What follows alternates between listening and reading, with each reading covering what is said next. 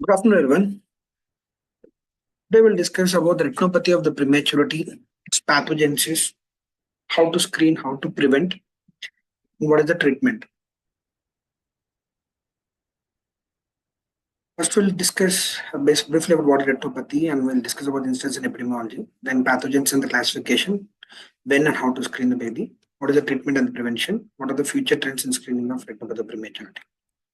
Retinopathy of prematurity is a multifactorial vasoproliferative disorder that increases its incidence with the decrease in the gestational age. So the more the small babies, more the early born, the higher the incidence of retinopathy of prematurity. It was first described in 1942 by Terry as retrolental fibrillation. The incidence in India is around 20 to 50% of the screened neonates. The more recent studies report a lower rate ranging from 20 to 30% with the better NICU practices and usage of the blender and all the growth parameters. So usually the risk factors are the lower gestation is low birth weight, high concentration and the prolonged oxygen. So anything more than 6 hours is usually considered prolonged oxygen therapy. When 6 hours is also the babies who have been exposed need and retinopathy premature screening in the preterm babies. And if associated risk factors like assisted ventilation required for more than 1 week, sepsis, high blood transfusion volumes, intraventricular hemorrhages, patent ductus arteriosus, metabolic or respiratory acidosis, low calorie intake, and poor weight gain. These are all the risk factors that are associated with increased risk of retinopathy of prematurity. Normally, the vascularization starts at around 16 weeks by the proliferation of adventitious cells at the hyaloid at the optic disc. And then this vascularization spread both nasally and temporally. The nasal border usually get completed by around 36 weeks of gestation, and the temporal border by 40 weeks of the gestation. However, the maturation continues until 48 to 52 weeks post-menstrual age. There's a balanced concentration of the growth factors that are necessary for the normal vessel development, which are the insulin growth factor 1 and vascular endothelial growth factor. In 1950, the Ashton established the concepts of the oxygen toxicity that is responsible for the retinopathy of prematurity. So it has usually two phases. One is a vaso-obliterative phase, that is a phase 1, and the second phase is hypoxia-mediated vasoproliferation. So first there will be vaso-obliteration phase because of more amount of relative hypoxia. This is followed by phase where there will be tissue hypoxia that lead to the more amount of vasoproliferation. So normally the preterm babies or anytime babies when they're present in vitro, the PaO2 is around 20 to 25 mg of Hg, and saturation is around 55 to 60%. So immediately after the baby is born, either because of normal oxygen levels, the PaO2 rises around 60 and the SpO2 rises around more than 90%. And if you provide more amount of free oxygen, there's more amount of hyperoxia happens. So this hyperoxia suppresses this oxygen-related angiogenic growth factors such as erythropoietin and vascular endothelial growth factor. So not only the oxygen levels, there is decrease in the levels of insulin growth factor 1, which is an important driver for the vascular growth. As the values are decreasing, so there will be a vascular growth arrest. And also the omega long chain polyunsaturated fatty acids, which is a very crucial for the retinal development, is also lost because of the preterm birth, because much of them are being transferred in the late part of the gestation. So one, because of the hyperoxia, there will be related hyperoxia that can lead to the stoppage of the vasoproliferation that can lead to the vasoproliferative phase. The insulin growth factor 1 levels are reduced, so which is important for the vascular growth. That is also decreased with the vascular growth rest will be there. And also the omega long chain fatty acids is also needed for the retinal development. These also not get transferred adequately because of the premature delivery. So all this lead to this vasoproliferative arrest.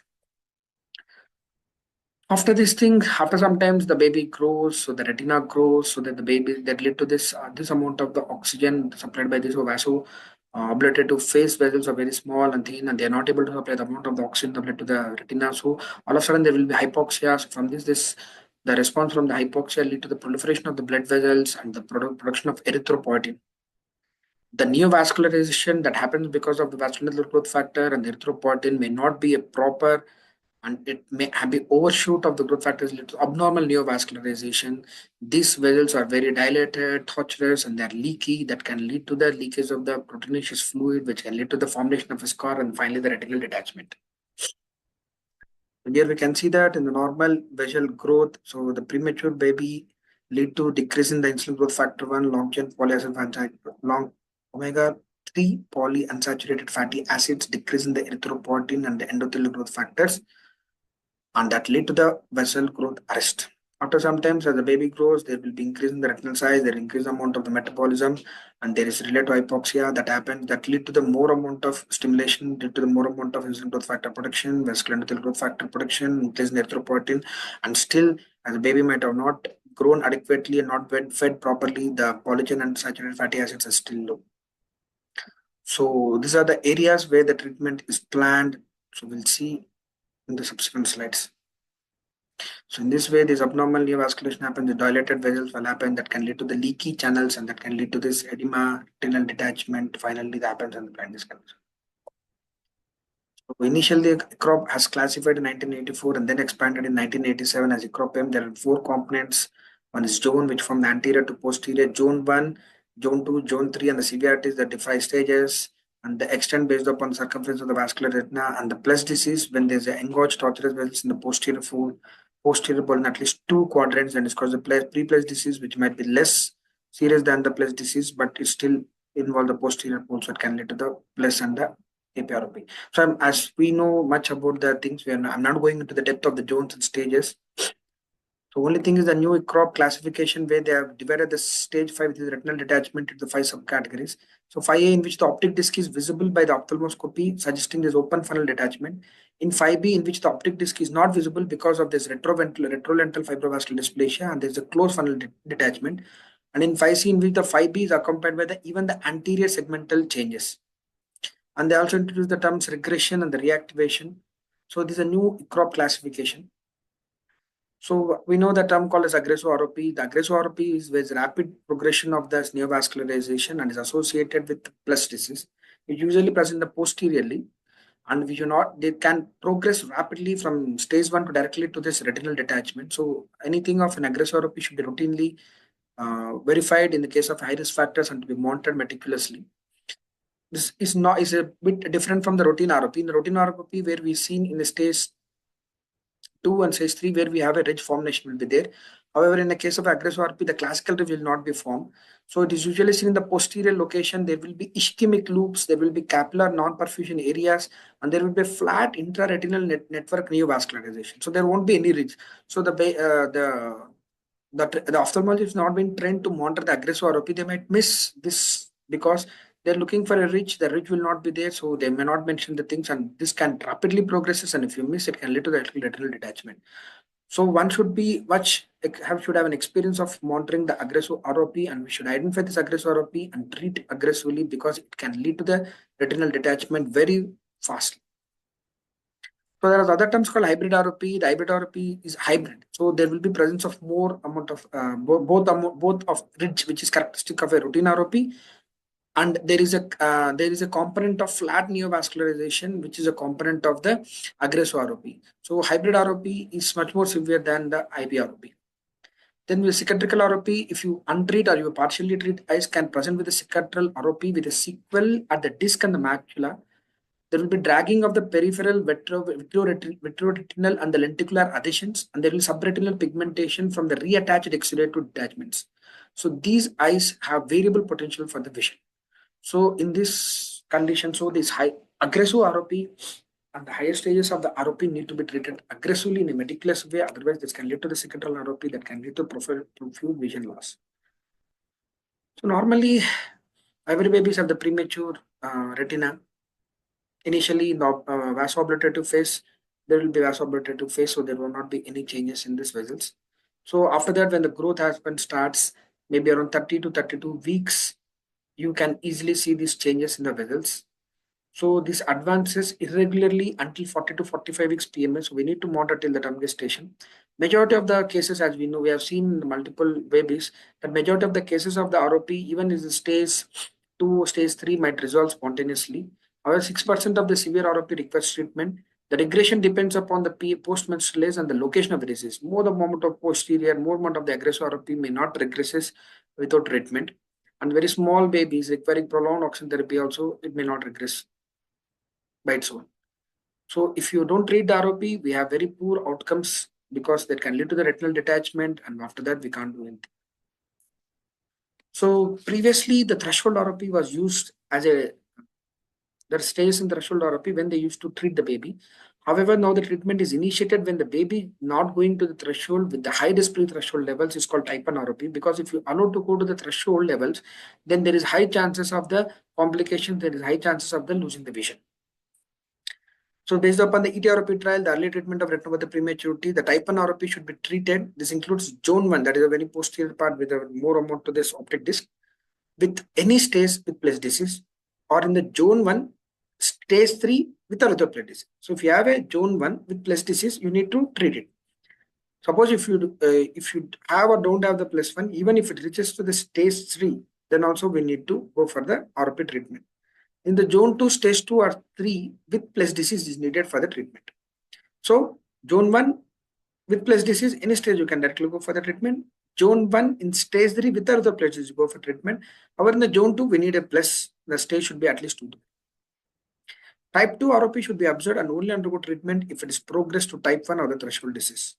The type 2 ROP is usually the zone 2, stage 1 or 2 without plus disease. When it go to the zone 2 or 3 with plus disease, you go for the treatment. Or if you have a zone 2 with stage 3 without plus disease also, we'll observe and we'll wait. If it is going to the type 1 ROP, then we'll go for the treatment. So how do you want to prevent the ROP? So first and foremost is primordial prevention. That is, don't want even these things to happen. So that can be happened by the prevention of the preterm birth.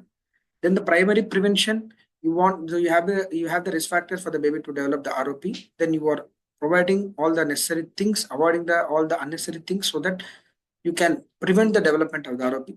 The secondary prevention, the ROP, as already said, we need to identify it and treatment aggressively. And the tertiary prevention, which we don't want to progress to that level where there's a rehabilitation of the impaired visual outcomes is needed. So the epidemic, when you see the epidemic of blindness due to ROP, in 1940s, first epidemic has happened because oxygen was used for the babies and there is unmonitored 100% supplemental oxygen. So they're able to save the babies more. At the same time, they expose more amount of oxygen. There is the first epidemic happened. In around 1980s, with the increase in the technology, and we are able to salvage more amount of the babies. So there again, even though they have given the restricted oxygen levels, there is more amount of the ROPs happened. And after 1990s, then they found that ROP blindness is causing so much of disability in the babies, and there is high quality neonatal ROP and the good ROP services has been developed. The third epidemic has happened in different parts in 90s and 2000 and 2020. Especially in the last decade, the more amount has happened in the Asias and the sub-Saharan Africas, because there are more amount of expansion of the intensive neonatal care in these areas, but the quality of the care was not that great. The ROP screening and the treatment was not happening routinely, so this led to more amount of the ROP in the last decade, even though we are salvaged for more babies. But with the current guidelines, with the strict guidelines from the NNF and the American Academy of Pediatrics, so now we are able to have a strict guidelines, strict screening processes. That's why we are able to, and also we are trying to preventing all the development of the ROPs by monitoring all the oxygen levels and monitoring the growth and the blood hemoglobin values. Now we are able to prevent more amount of the retinopathy of prematurity. And because of the very stringent rules and regulations, now we are monitoring all the babies who are the risk factors, and we are treating aggressively even before going to the threshold ROP, so that the ROP blindness is decreasing nowadays. So primordial prevention is a prevention of preterm birth. That is, we need to have a healthy mother, we need to have a good amount of supplementation and proper visits, and should be free from infections. They should have a handled risk factor detection and modification of those risk factors, controlling of the BP, controlling of the diabetes. There are the certain things that they predict for the preterm birth based upon the values and the ultrasonographic parameters. So they want to have this more concentration on this high risk mothers. As far as possible, we need to prevent the preterm birth, and if you are delivering, then you have to have an optimum delivery in the high risk referral centers, where they have all the opportunities to salvage these babies. Not only just salvage the babies, they can provide the optimal care in order to prevent the ROP.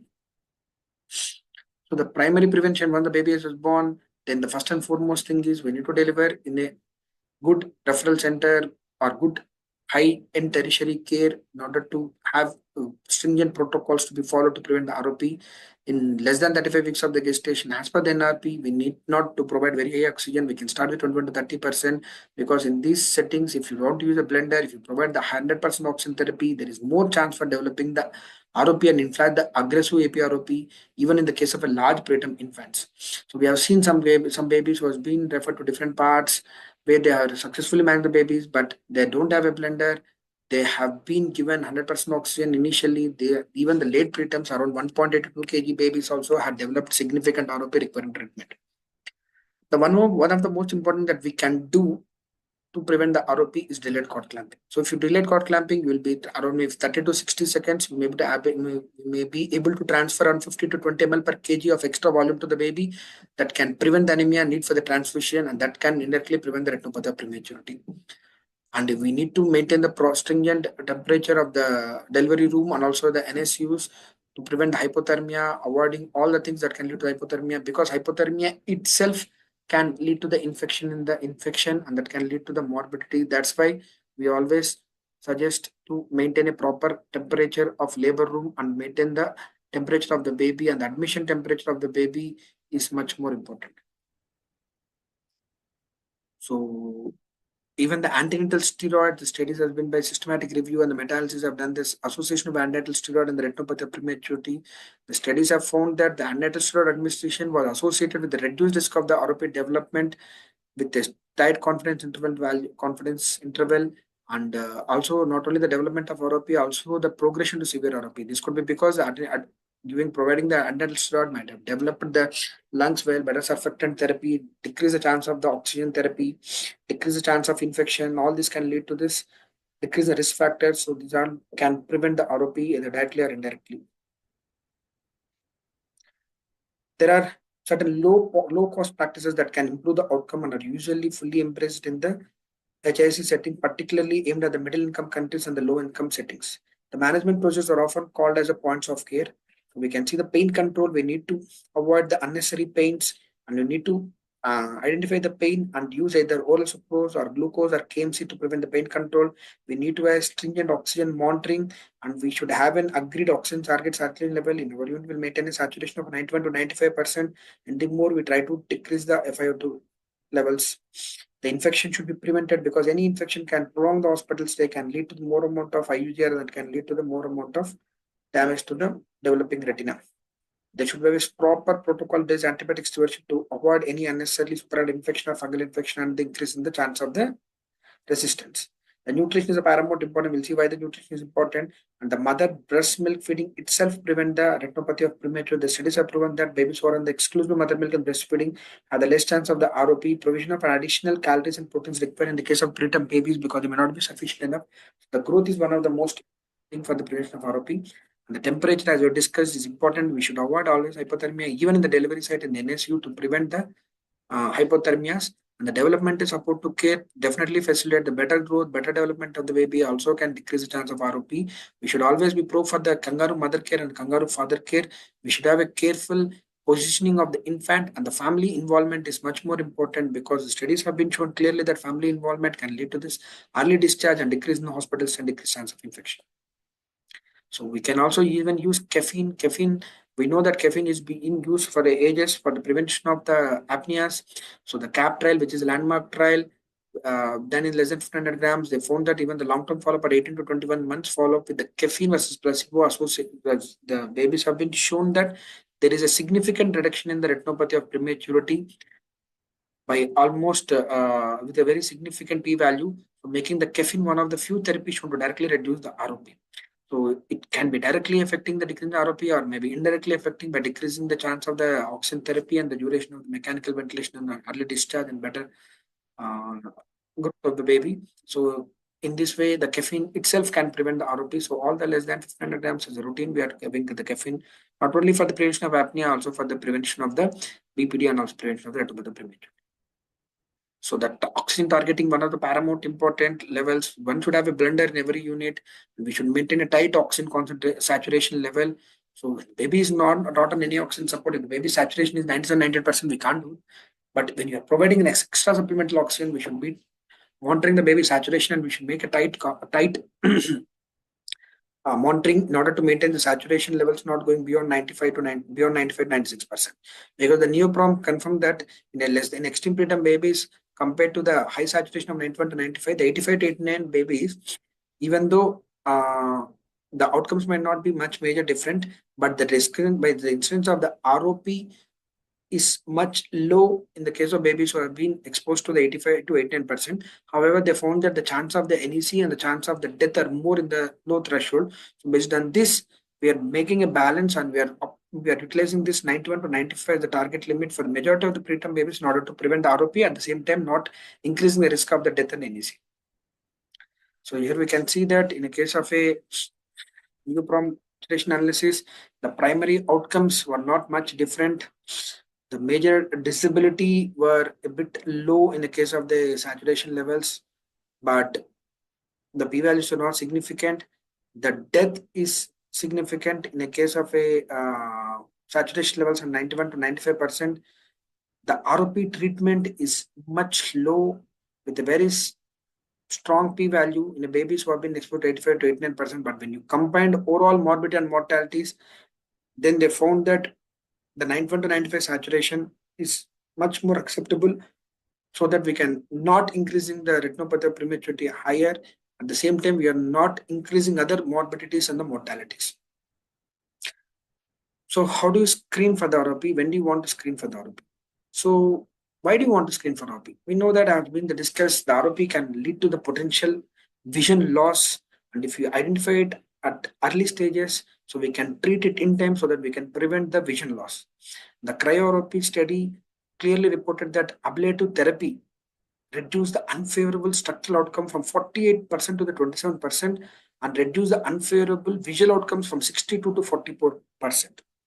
And the early treatment ROP confirmed the efficacy of treatment of high-risk pre-threshold ROP and redefined indication for the treatment.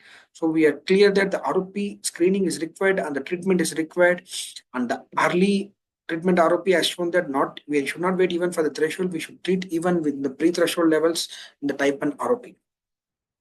So based upon the Indian guidelines, so we need to screen all the babies less than 2 kilos and less than 34 weeks. And if you're at 34 to 36 weeks, but they have the risk factors such as they require a cardiorespiratory support, prolonged oxygen support of beyond 6 hours, respiratory distress syndromes, requiring ventilation or oxygen therapy. Some babies who are having the chronic lung disease, fetal hemorrhages, requiring blood transfusion, neonatal sepsis, oxygen transfusion, IVH, apneas. And one of the most important thing, even the babies who have the poor postnatal weight gain also need the ROP screening. And when we don't know the weight and the gestation of the babies, any babies who have the unstable clinical course, who are at the high risk as determined by the neonatologist or pediatrician, can also be screened at least once, so that we prevent the dreadful vision loss in these kind of babies. So we should screen. Usually the first screening should be done around 3 to 4 weeks of the gestation. So 3 to 4 weeks after birth, and the infants who are born in the extreme prematurity, the less than 28 weeks, or who are born less than 1.2 kgs, the RBSK is suggesting to screen even early at 2 to 3 weeks of the delivery. So our unit usually screen around the 3 weeks. So we make a balance between these 2 to 3 weeks and 3 to 4 weeks. However, if you have very high risk factor, the baby was very sick, sometimes we even screen at 2 weeks of the thing.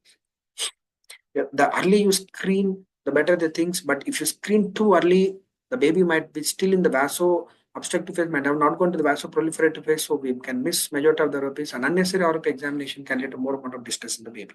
So the best thing is you can screen around 2 to 3 weeks, and 3 weeks usually with majority of the units are falling around 3 weeks to screen for the ROP. So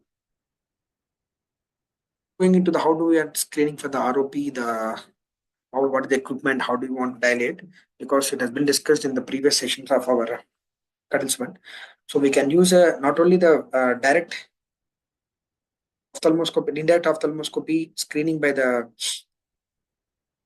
ophthalmologist. We can use the wide field digital camera RedCam for ROP screening. So this RedCam actually take the retinal images. This can be done by any trained person, not an ophthalmologist is required. So they can be stored, the images can be transmitted, laterally viewed, analyzed, and sequentially can be compared over time. It is useful only for the telemedicine purposes. It is a high cost and variable sensitivity, but with good specificity. It not been used widely as replacement for indirect ophthalmoscopy. As long as there is a chance for a good ophthalmologist who is experienced in the retinopathy of premature screening, go for indirect ophthalmoscopy. But in the areas where you don't have a option of having an indirect ophthalmoscopy done by the ophthalmologist, we can use this red scan. But there are certain practical challenges and it need to be validation. It is a various low cost alternatives are under development. So in this one, they take the images of the baby and they will transmit to the ophthalmologist.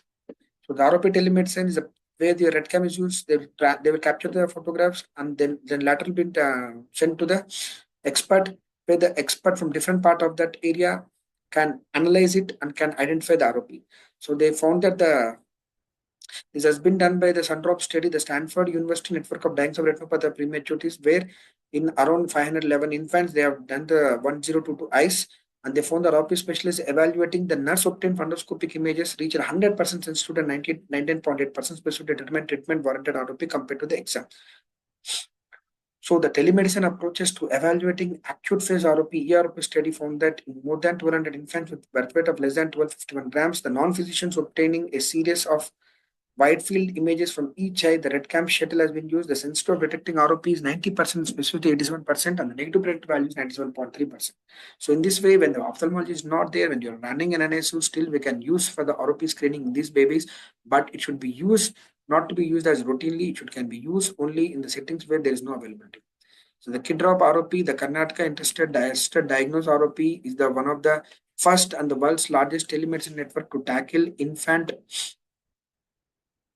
blindness from the retinopathy of prematurity. They have obtained almost 1,88,534 images, and they have done almost 2,795 lasers by the January 2020. So in this way, nowadays majority of the centers are using the red cams and different kind of other equipment, and they are telemedically screening the ROP, and they're referring to the sentence if their baby required any treatment from that. So routinely we screen the ROP. The ophthalmologist is the best person who can decide when to terminate the screening, but usually they terminate when the full retinal vascularization is being full retinal vascularization happen. There is any lack of development of type 1 ROP, or there is worse ROP by 45 weeks of PMA. When there is a zone 3 retinal vascularization attained without previous ROP in zone 1 or zone 2, when there is a regression of ROP with no abnormal vascular tissue capable of reactivation and progression in the zone 2 and zone 3, and a PMA of at least 65 weeks, if anti-VEGF injectable medications are used, then we need to screen at least till 65 weeks. Because very late recurrence of proliferative ROP is reported when there is any anti-VEGF injectable medicine has been given, the recurrence chances are very high. So they need to be screened even at 65 weeks. So the postnatal weight gain and the retinopathy of prematurity is being highlighted nowadays much because a poor post-gain weight will lead to this more amount of retinopathy of prematurity. So the current screening weight criteria is based upon the gestational age and birth weight and unstable clinical course. These criteria, even though are very high sensitivity, but they lack more specificity, as the retinal examination can be very distressing from the premature infants and consumes a lot of use of resources. The efforts were taken to develop better screening criteria by adding other screening factors. One of the most promising predictive factor is postnatal weight gain. The postnatal weight gain, poor postnatal weight gain babies have a high chance of developing the retinopathy of prematurity. So the weight-based ROP prediction models have been developed. There's WinDrop ROP, ROP score, PINT ROP, CHOP ROP, Co-ROP, and GROP model. So the WinDrop model is a weight and the insulin growth factor 1 in the neonatal ROP. Then 2006, the Hellstrom et al. In 79 Swedish infants, they have done this study. The postnatal weight got measurement, and they monitor CRF IGF-1 as screening criteria. They have developed the algorithms. Calculation of these algorithms are complex, but the investigators actually created very easy web-based application. When you insert all the details, will get a risk of the ROP. It's a very 100% sensitivity for the prediction of the severe ROP and reduce the number of the infants who would need the examination by 76%. So based on these models, also we have a ROP score used by the Eckert et al. In 2012 in Brazil with around 474 infants. They have taken the criteria of birth weight, gestation age, proportional weight gain from birth to 6 weeks, whether the baby has received blood transfusion, what is the use of oxygen mechanical ventilation. This ROP score has a 95% sensitivity of predicting the severe ROP and decrease the number of infant examined ROP by 53%. Also, we have the PINT ROP, the CHOP ROPs. So they have taken the different criteria and they also found that They are very sensitive in predicting the severe ROP, and they decrease the chances of the examinations, unnecessary examination by around by 30 to 50%. So when to treat ROP? So based upon the ETROP trial, early treatment for retinopathy prematurity trial, they want to treat the babies as soon as they reach the type 1 ROP. They want the retinal ablative therapy when the babies reach type 1 ROP. For the type 2 ROP, they want to wait and watch the early treatment, because early treatment of the high-risk pre-threshold ROP significantly reduce the unfavorable outcome of retinal detachment and the future vision problems. The treatment of option, we know that the laser photocoagulation is one of the most common thing that has been done. Previously, the cryotherapy was the gold standard. Nowadays, various pharmacological therapies are being investigated in order to identify and treat and also prevent the ROP. Laser photocoagulation is the standard for ROP. There is indirect diode laser with a wavelength of 810 nanometers being used. The laser spots applied transpupillar in the nearly confluent pattern, leaving a space of half to one laser spot between the adjacent bunds over the entire avascular retina. So these are all the bunds. So they being used routinely for the laser photocoagulation. It is not associated with any complication. There are certain complications that can lead to the congenital chemosis redness. There can be inflammation, pain. The babies during the phototherapy, the laser therapy has more chances for the apnea and bradycardia. So the babies have been wanted, maybe because of the pain. Babies or vagal stimulation babies can go into the apnea and bradycardia. In the future, there is found that there is slight increased risk of the cataract, and there is slightly increased the risk of the glaucoma seen after the 2 weeks after the treatment. So they need to be monitored meticulously for all the complications. The cryotherapy was the first therapy that has been used for the treatment of the ROP. It was the only proven therapy till 1990s. The very famous the cryotherapy studied in 1986 found that the structural outcomes reduced when the treatment with the ROP from 40 to 27%, and the unfavorable visual outcomes have reduced from 60 to 44%. In the limited settings where laser or the anti-VEGF therapy is unavailable, the people are trying for the cryotherapy. But nowadays, all the areas have been equipped with the laser ROP, laser and either with the laser or with the anti-VEGF. The cryotherapy is not a standard nowadays. Because the laser photocoagulation is less invasive and less traumatic, cryotherapy is more inflammation is happening and more invasive procedures. They have the cryotherapy, the cryoprobe is actually applied externally over the sclera, and the sclera gets frozen till entire the avascular retina get treated. So it actually requires, very painful, requires a general anesthesia. In the case of a poor pupillary dilatation of vitreous hemorrhage, where we cannot do the laser therapy, there we can use the cryotherapy. But in the routinely, the gold standard therapy for this thing is laser photocoagulation.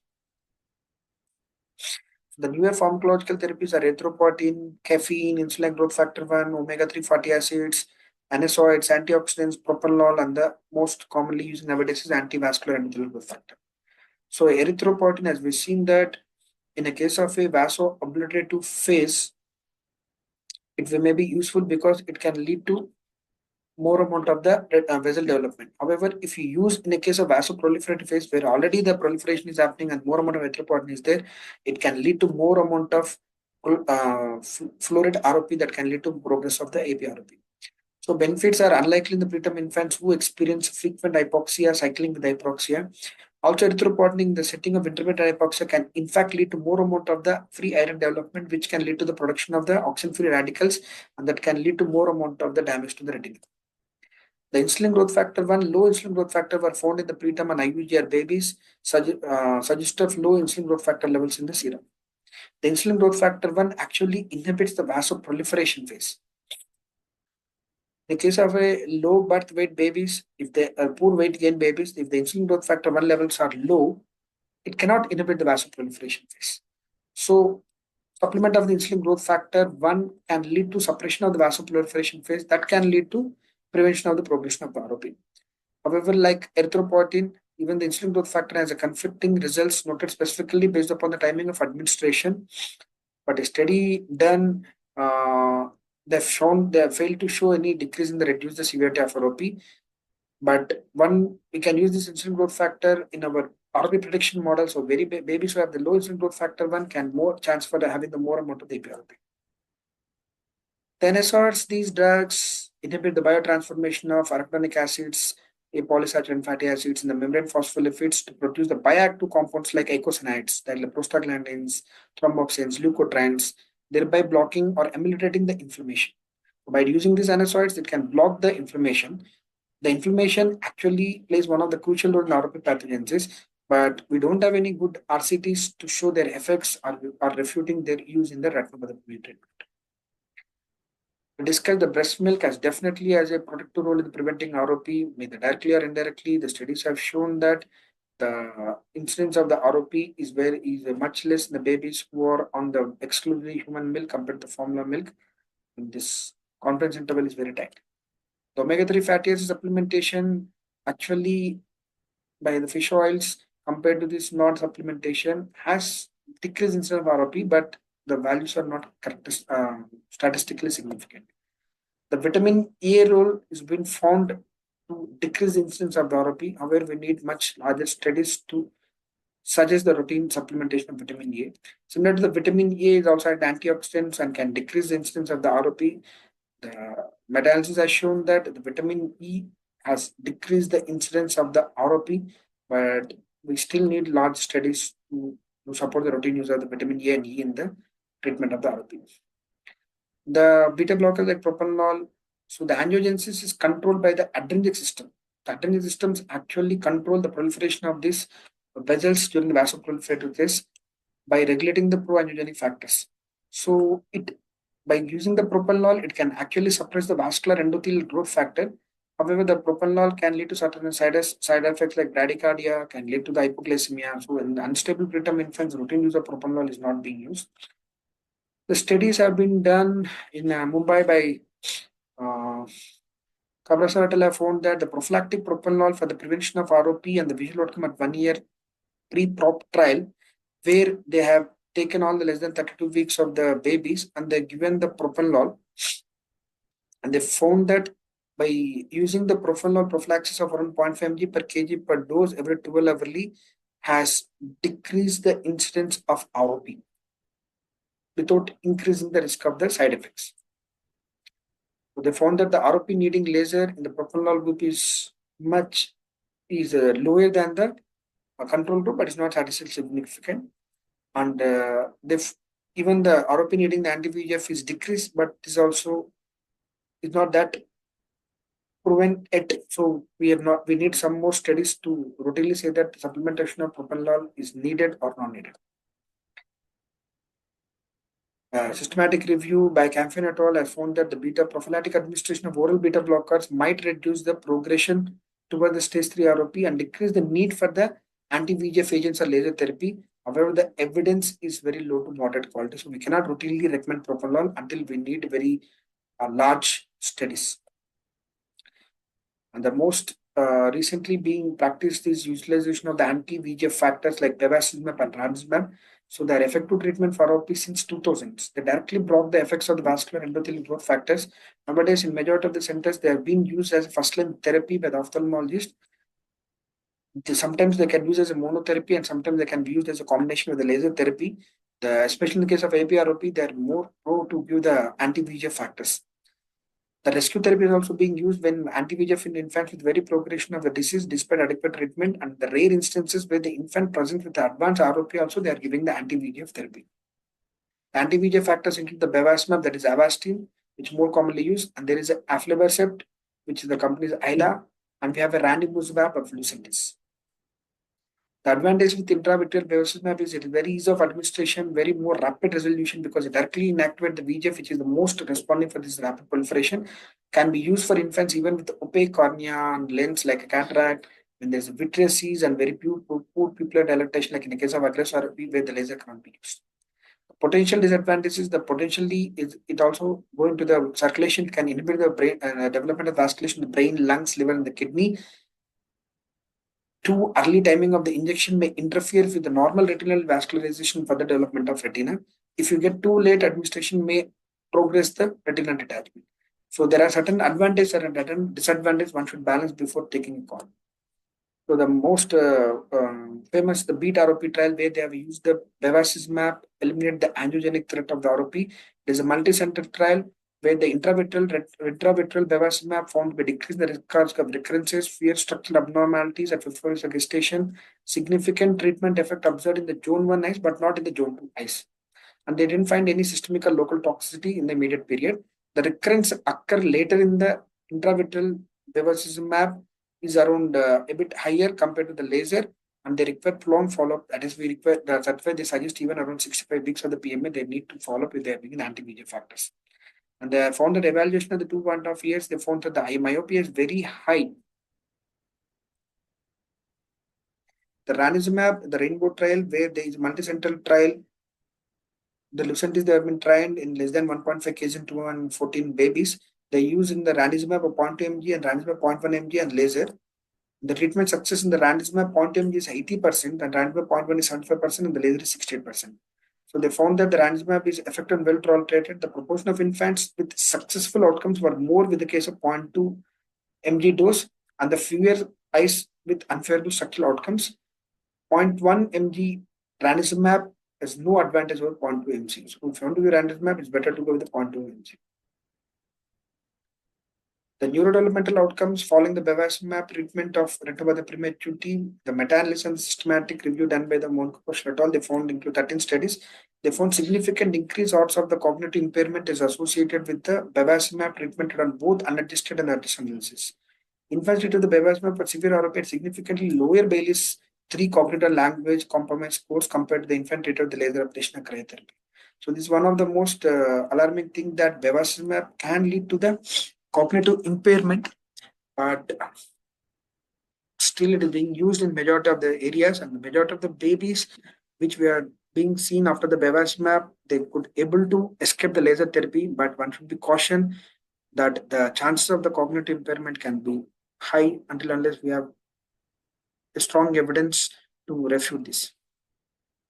And finally, the surgery should not be an option. Surgery should be the last option. We always try to prevent the primary or primordial prevention.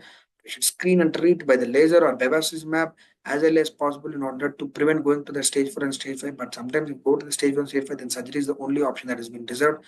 So it is shown that the best anatomical visual outcome can be attained if surgical intervention is done even in the early stages of 4A ROP, as it solves progression to the final retinal detachment involving the macula. The surgical options available for stage 4 ROP are lens sparing vitrectomy or scleral bulking. For stage 5, when the retinal detachment already then vitrectomy with the lensectomy or open sky vitrectomy can be performed. Visual outcomes for stage 4B and 5 is very good because the macula has been involved and this can lead to the permanent visual impairment. So we should always be proactive in order to prevent going to the stage 4, definitely stage 4 and stage 5, because it can lead to the definitely visual impairment. The future therapeutic modalities include one inositol. The studies have shown that the supplement of the inositol versus placebo group, the death and the type of the ROP is much higher. And the other therapies like giving the penicillamine, they found there's no significant reduction in ROP. And the ambient light reduction, light ROP, they found that there is no use of shielding the eyes because they found that light reduction, light doesn't play any role in the development of an ROP. They found that in retrospective review of 15 infants and low birth weight babies of less than 1.5 kgs and gestation of less than 32 weeks, they found that babies who received granular cholestimulating factors require lesser laser therapy compared to the non-receiving babies. But it's very small study, so we need much larger studies to need better evidence. So the outcomes is long-term visual impairment can happen in 7 to 15% in the moderate to severe ROP cases. The case of severe ROP, a predictor of the non-visual functional disabilities is high. The baby may have associated developmental abnormalities also. Even any ROP, there is increased risk of the developing myopia, astigmatism, anisometropy, and strabismus either with or without therapy. Regular follow-up is required with an ophthalmologist who is trained in the ROP identification, especially in the case of the AP ROP, hybrid ROP, so that they can be identified much early, and the long-term follow-up is required to tackle with these problems that can develop later part of the times. Motor impairment, cognitive impairment, and severe hearing losses were associated 3 to 4 times higher in the babies who had a severe ROP. So when there's a vision impairment, there can lead to associated other impairments, motor impairment, cognitive impairment, and severe hearing loss. So the prevention of ROP is much more important. At least we need to identify early by the proper screening and treatment in order to prevent the progression of severe ROP, because it does not only cause a visual impairment, it can lead to the other impairments of both the motor, cognitive, and